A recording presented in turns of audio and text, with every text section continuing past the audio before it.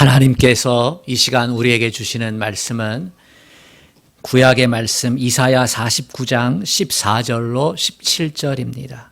구약 성경 1029쪽 이사야 49장 14절로 17절까지 하나님의 말씀을 우리 같이 한 목소리로 합독하겠습니다. 시작. 오직 시온이 이르기를 여호와께서 나를 버리시며 주께서 나를 잊으셨다 하였거니와 여인이 어찌 그 젖먹는 자식을 잊겠으며 자기 태에서 난 아들을 긍휼히 여기지 않겠느냐. 그들은 혹시 잊을지라도 나는 너를 잊지 아니할 것이라.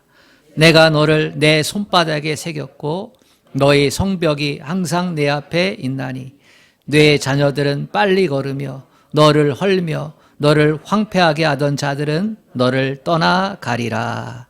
아멘. 우리 옆 사람하고 인사합시다. 잘 오셨습니다. 잘 오셨습니다. 주님만 사랑하면 아멘 합시다. 아멘. 요즘 우리는 대한민국 사람이라고 하는 자부심이 있습니다. 우리는 원래 약소국가였고 분단국가였고 세계에서 가장 가난한 나라 중에 하나였습니다. 그래서 스스로 우리는 자부심이 땅에 떨어졌지요. 외국 여행을 다니면 외국을 갔다 오면 알아주지 않는 나라. 일본인입니까? 아니면 중국인입니까? 이렇게 물었지. 한국 사람입니까? 이렇게 묻지 않았거든요. 그런데 지금은 세계인이 먼저 우리를 알아줍니다. 한국 사람입니까? 예, 그렇습니다. 그러면 굿이라고 그렇게 환영해 줍니다. 하버드의 모 교수가 한국 사람이 세계에서 가장 우수한 민족이다. 이렇게 강의 시간에 얘기한 것을 본 적이 있습니다. 우리는 한글을 가졌다는 겁니다. 아주 독창적인 언어를 가졌다는 거예요. 그런 민족이 없다는 겁니다. 배우기 쉽고 발성하기 쉬운 아주 과학적인 언어라는 거예요. 그리고 우리는 금속 활자를 가진 민족입니다. 세계 10대 발명품 가운데 금속 활자는 1위를 차지한 적도 있고 3위를 차지한 적도 있고 7위를 차지한 적도 있고 10대 발명품 중에 가장 위대한 발명품 금속 활자가 우리나라에서 세계 최초로 만들어졌고 사용되어졌습니다. 오랜 유구한 역사를 가지고 있습니다. 수없이 많은 침략을 받았지만 그러나 이 역사를 빼앗기지 않았습니다. 이것을 바탕으로 해서 지금 한류가 세계를 휩쓸고 있다. 앞으로도 그럴 것이다. 자부심 가질만 하지요. 어느 곳에 가나 한국 노래가 이제는 들려 나오고 한국어를 배우고자 하는 세계 유수한 대학들이 한국어 학과를 앞다투어 신설하고 있습니다. 음식도 마찬가지고요. 자부심 가지셔도 됩니다. 근데 역사적으로 세계에서 가장 자부심이 강한 민족 하면 이스라엘 들 수 있습니다. 이스라엘은 자부심을 가질 만한 세 가지의 조건이 있었어요. 하나는 우리는 선민이다. 이런 사상입니다. 하나님께서 창조주 하나님께서 온 우주를 창조한 하나님께서 수많은 민족, 백성, 족속 가운데 우리를 탁 찍어서 너는 내 백성이다. 이렇게 삼으셨다는 거예요. 이 선민의식이 대단합니다. 자부심이 요즘 말로 하면 뿜뿜입니다. 두 번째는 하나님께서 우리 민족에게 구원에 대한 책을 주셨다는 거예요. 계시의 말씀을 주셨다는 거예요. 하나님이 우리하고만 얘기하셨다는 거예요. 그게 율법이지요. 율법을 가졌다라고 하는 자부심이 대단합니다. 그리고 마지막으로 하나님께 제사하는 예배하는 성전을 우리가 가졌다. 하나님께서 이 성전을 두고 내가 여기서 너희의 예배를 받고 여기서 너희를 축복할 것이고 여기서 너희를 보호해 줄 것이다. 누구든지 와서 기도하면 내가 듣고 그것을 응답해 줄 것이다. 이 성전이 우리에게 있다는 것이죠. 그러니 자부심 가질 만하지 않겠어요? 그런데 이 자부심이 이들에게 한 가지 확신을 갖게 만듭니다. 잘못된 확신을 갖게 만드는데요. 그게 뭐냐면 절대로 망하지 않는다. 우리는 절대로 망하지 않는다. 이 잘못된 확신을 갖게 됩니다. 그래서 하나님을 섬기는 데 있어서 세 가지나 가졌기 때문에 잘 섬겨야 하는데 이 잘못된 확신이 그들로 하여금 어떻게 견나가게 하는지 아십니까? 믿음을 형식화시켰어요. 겉모습으로만 하나님을 찾고 하나님을 믿고 하나님을 따르고 내가 지금 하나님을 믿잖아. 성경을 읽으니까. 내가 지금 하나님을 믿잖아. 제사하니까. 그런데 마음은 하나님께로부터 점점 멀어지게 되는 거죠. 그래서 선지자들이 외쳤습니다. 너희들 마음이 하나님께 드려지지 않으면 망한다. 그런데 아니라는 거예요. 왜? 우리는 선민인데, 우리에게는 율법이 있는데, 우리에게는 성전이 있는데 무슨 소리야? 하면서 자기들 마음대로 살았습니다. 그런데 실제로 BC 586년에 바벨론이라는 나라가 쳐들어와서 망했어요. 하늘이 두 쪽이 난 겁니다. 절대로 무너지지 않을 것 같은 하늘이 무너져 내린 겁니다. 나라가 멸망했고 성전도 무너졌고 그리고 그들은 포로 생활을 해야만 했습니다. 오랜 세월 동안 적어도 70년 동안 포로 생활을 했어요. 그리고 돌아가지 못한 포로 공동체가 바벨론에 남아 있습니다. 바벨론이 망하고 페르시아가 들어섰는데도 그들은 페르시아에 남아 있습니다. 그러면서 생각을 하는 거예요. 망할 것 같지 않은 우리나라가 왜 망했지? 그러면서 두 가지 모습이 나타납니다. 하나는 반성하는 겁니다. 아, 맞아. 망해놓고 보니까 아는 거예요. 선지자들의 말이 맞았어. 우리가 선민이어도 우리가 율법을 갖고 성전을 가졌어도 우리가 중심으로 하나님을 섬기지 못했구나. 겉으로만 하나님을 섬겼지 실제로는 하나님을 제대로 섬기지 않았구나. 매맞을만 해. 반성하고 회개하고 그러면 어떻게 해야지? 하나님 말씀대로 제대로 잘 믿어야지. 마음을 다해서 힘을 다해서 정성을 다해서 목숨을 다해서 하나님을 섬겨야지. 그러고 보니까 하나님과 자기들과의 관계는 사랑의 관계였다는 거예요. 그런데 그 사랑을 제대로 하지 못했다는 것이죠. 마음을 다하지 못했어요. 정성을 다하지 못했어요. 힘을 다하지 못했어요. 뜻을 다하지 못했어요. 하나님께서 그렇게 사랑하라 라고 가르쳐 줬는데 그렇게 행하지 못한 거예요. 그게 반성했어요. 그래서 하나님 말씀대로 살자. 그래서 포로 공동체에서 하나님 말씀대로만 살자. 에스라가 그렇게 강조 많이 했고요. 가르쳤고요. 그래서 유대주의 운동이 일어났습니다. 주의시, 유대이즘이지요. 그리고 또 한편으로는 아직도 아픈 거예요. 하나님이 우리를 사랑하셨는데 하나님 우리를 택하셨는데 이 사실은 변치 않는다 하셨는데 왜 우리가 망했지?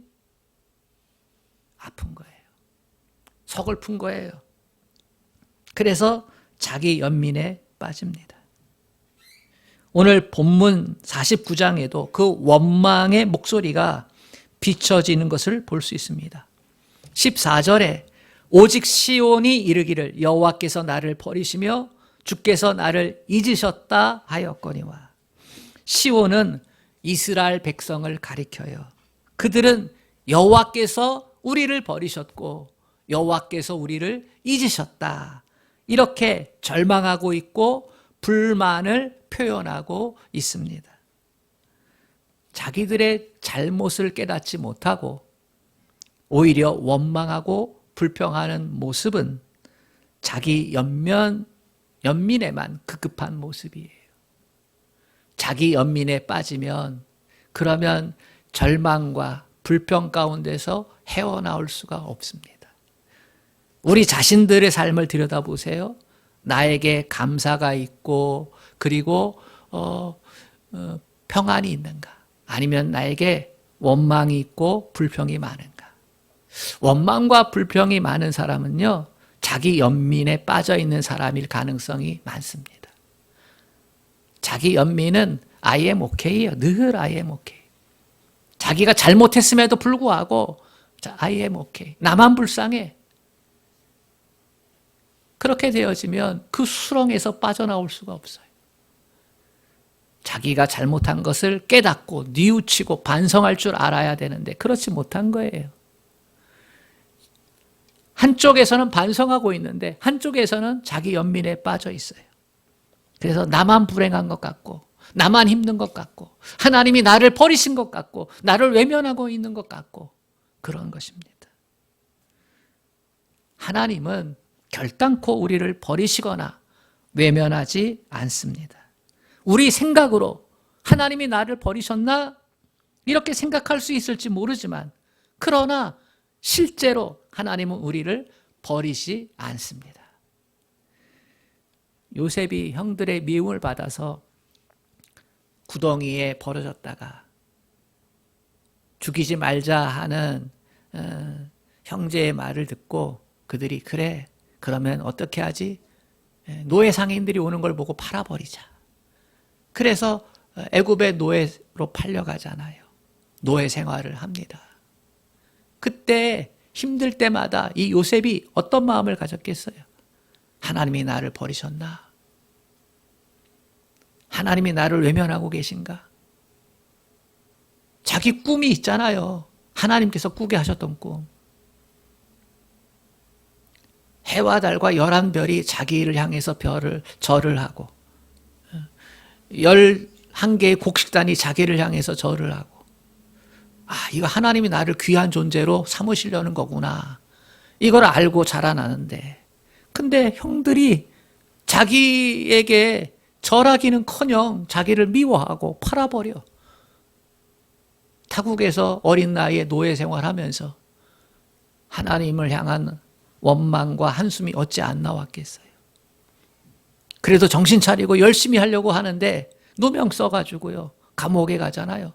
보디발 장군의 아내가 요셉의 아름다움을 보고 멋진 걸 보고 유혹하려고 하는데 같이 자자. 아우 싫어요. 그럴 수 없어요. 당신의 남편이 이 모든 걸 나에게 주관하게 했지만 당신만은 아니었어요. 그러면 도망가잖아요. 옷 벗어 던지고 도망가요. 누명 썼어요. 감옥 생활하면서 그 마음 가운데 하나님이 나를 사랑하시지 않나?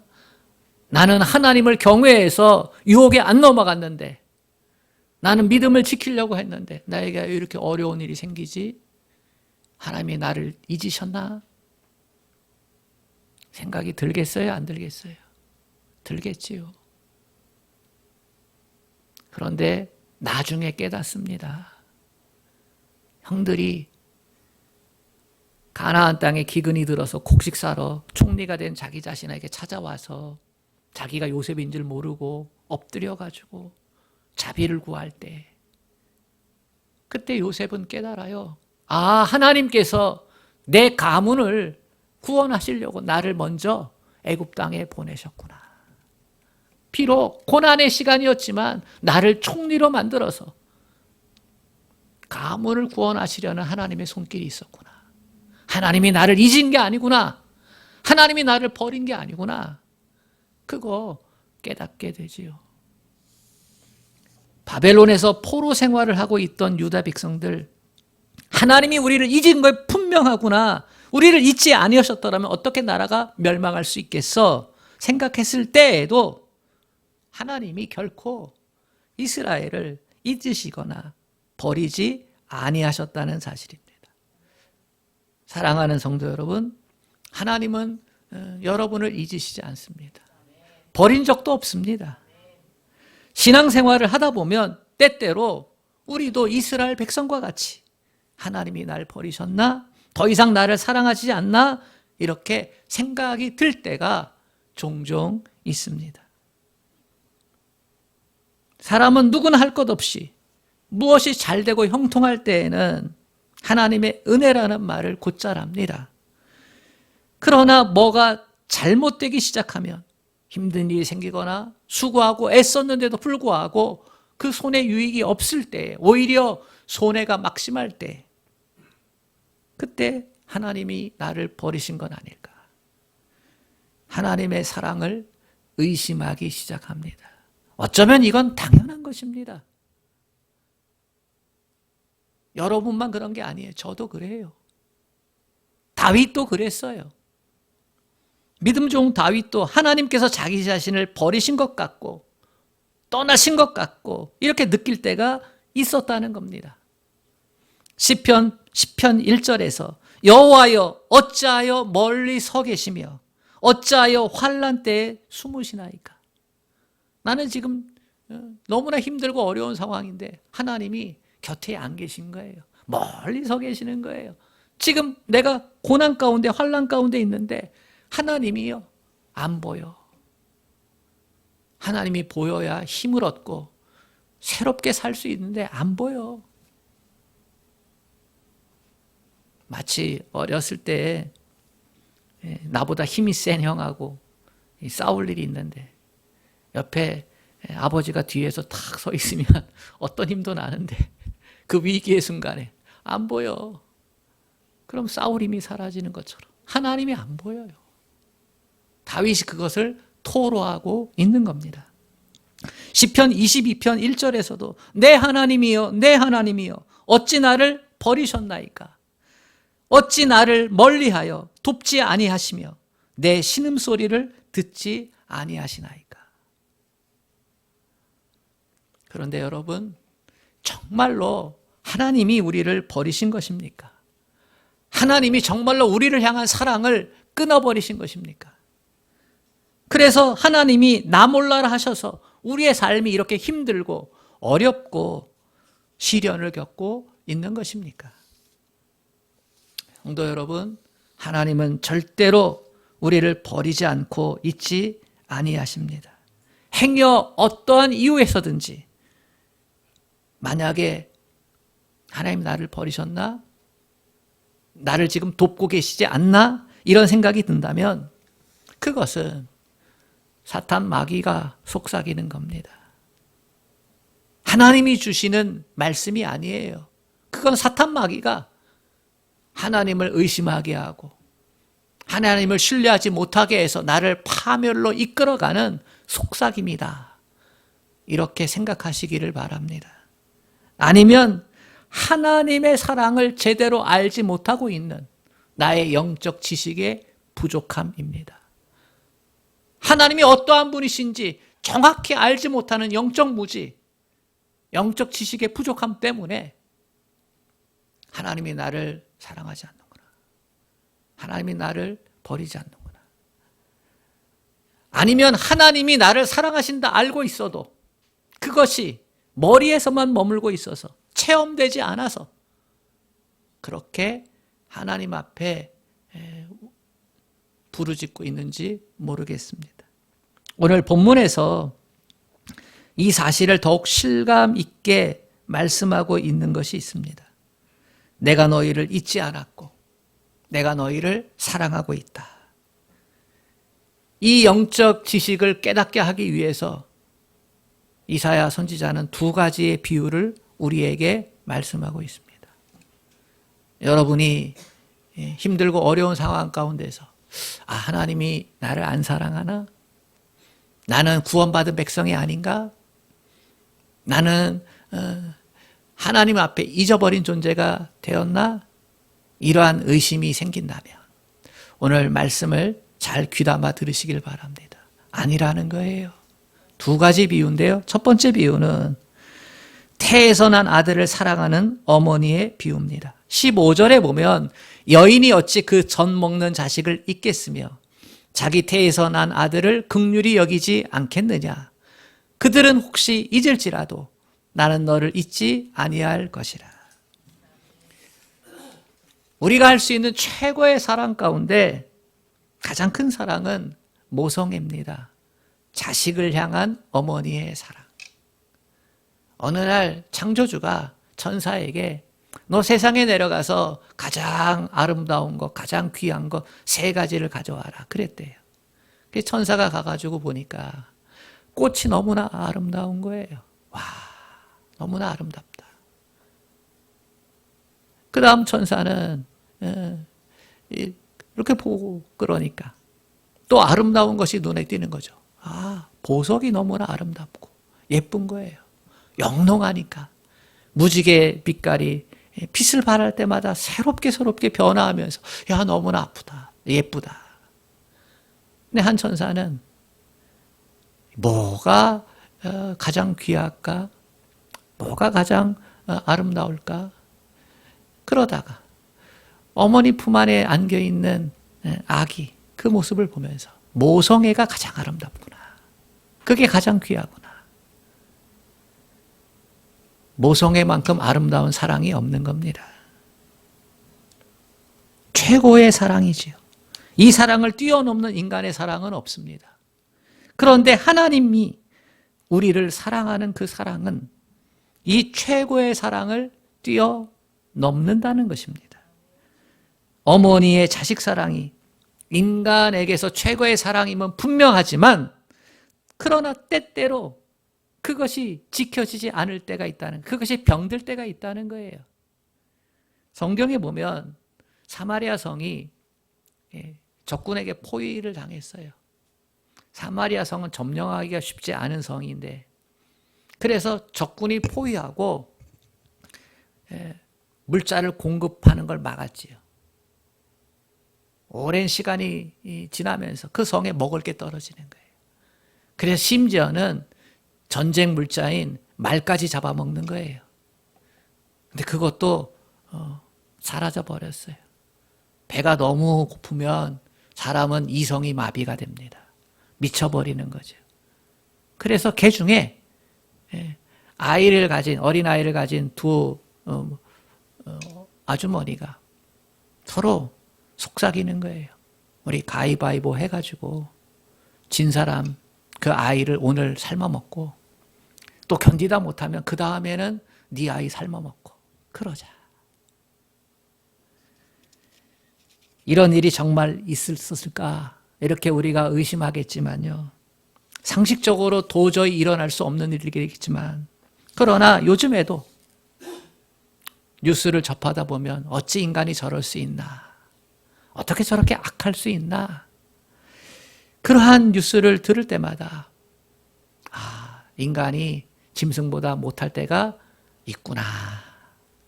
이런 생각을 하게 됩니다. 아무리 많이 배웠어도 아무리 착하게 산 모습이 있어도 획가닥하면요 그럴 수 있다는 거예요. 물론 대부분의 어머님들은 그렇지 않습니다. 자기가 굶어 죽을지언정 그렇게 하지를 않습니다. 그러나 몇몇은 그러한 비정을 저질렀다는 거예요. 이것이 인간 사랑의 한계예요. 혹시라는 거예요. 어찌 태선한 아들을 긍휼히 여기지 않겠느냐. 그들은 혹시 잊을지라도. 그렇지만 혹시 잊을 수 있다는 거예요. 사랑하지 못할 수 있다는 거예요. 그러나 하나님은 절대 그렇지 않습니다. 혹시가 하나님에게는 있을 수 없습니다. 어떤 경우에도 우리를 잊지 않으신다는 겁니다. 두 번째 비유는요, 너를 내 손바닥에 새겼다는 비유입니다.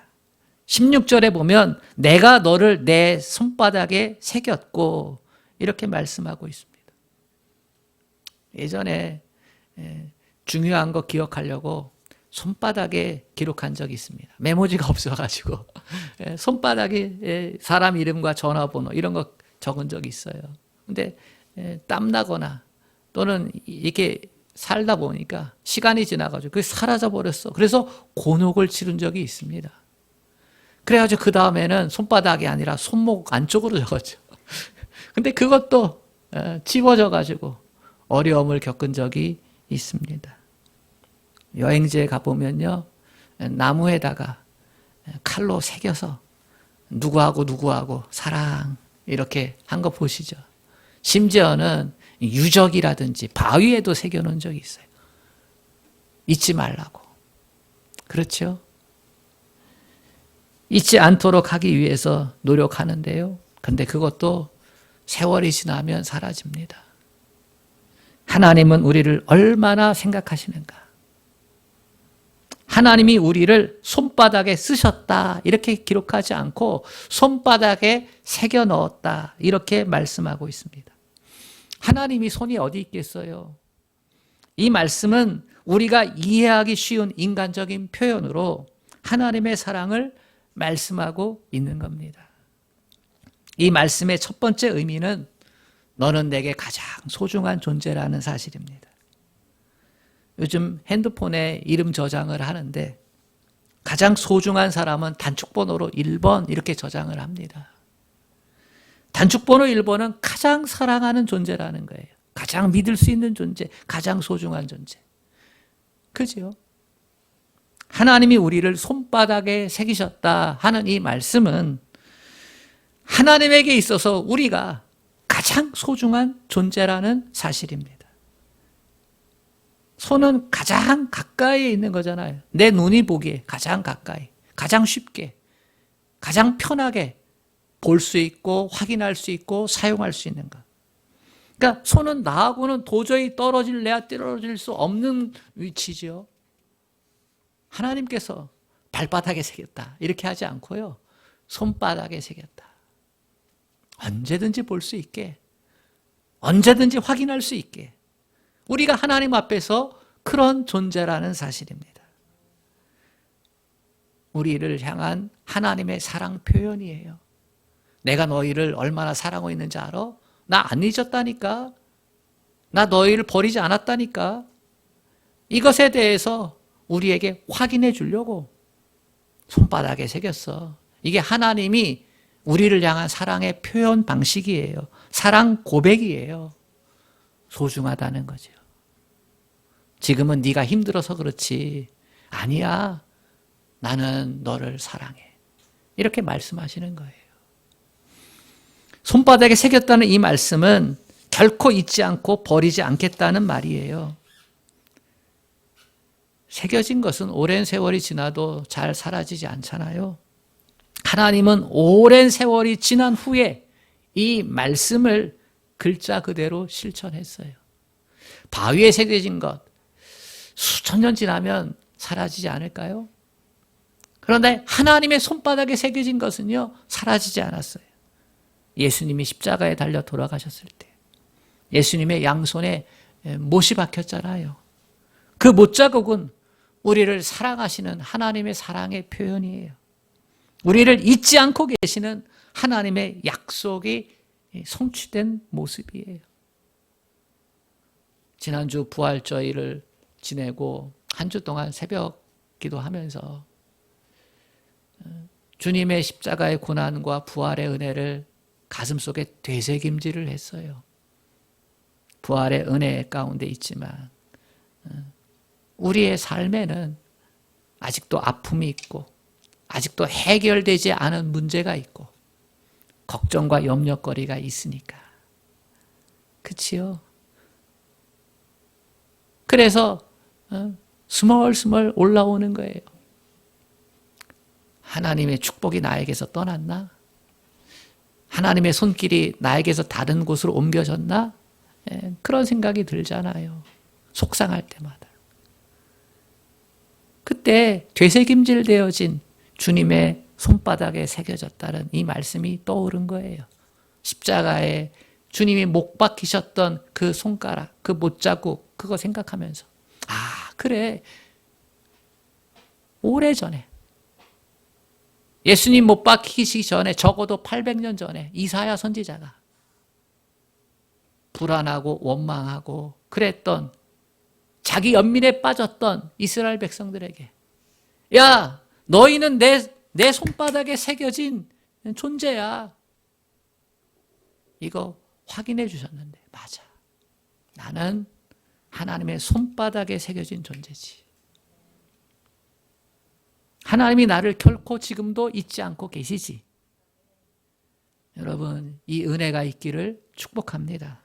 마지막으로 이 말씀은 하나님이 나의 일부분이 아니라 전부를 사랑하신다 하는 모습을 보여주고 있습니다. 하나님이 우리 이름만 손바닥에 새긴 게 아니에요. 거기에는 우리의 전부가 새겨진 겁니다. 우리의 성격, 우리의 약점, 우리의 장점, 이거 다 아시고 다 새겨 넣으신 거예요. 우리 전부를 하나님이 사랑하셨다는 사실입니다. 여기서 우리가 깨닫는 메시지가 있습니다. 아무리 힘들고 어려운 일이 있다 할지라도 희망을 버려서는 안 된다는 사실입니다. 이스라엘 백성들은 현실이 너무나 힘들기 때문에 부정적이고 절망적인 말을 했습니다. 선민이고 율법이 있고 성전이 있었는데 그 자부심이 뿜뿜했었는데 그들이 얼마나 힘들었으면 하나님이 나를 버리셨을까? 하나님이 나를 잊으셨을까? 이렇게 탄식하며 하나님께 기도했을까요? 얼마나 힘들었으면. 그건 정말 힘든 거예요. 정말로 소망이 안 보인 거예요. 그러나 하나님 이렇게 말씀합니다. 나에겐 혹시가 없어. 어미가 자식을 버릴지라도 혹 버릴지라도 나한테는 혹이 없어. 혹시가 없어. 나는 절대로 너를 잊지 않는다. 이 사실을 기억해라. 현실의 어떤 고통과 어떤 슬픔과 어떤 아픔 앞에서도 좌절하지 않기를 바란다. 사람들이 여러분을 잊을 수는 있어요. 심지어 가족도 잊을 수 있어요. 그러나 하나님은 절대로 여러분과 저를 잊으시지 않습니다. 우리는 때때로 장담합니다. 난 그 사람 없으면 못 살아. 내가 지금 알고 있는 게 그게 절대적인 진실이야.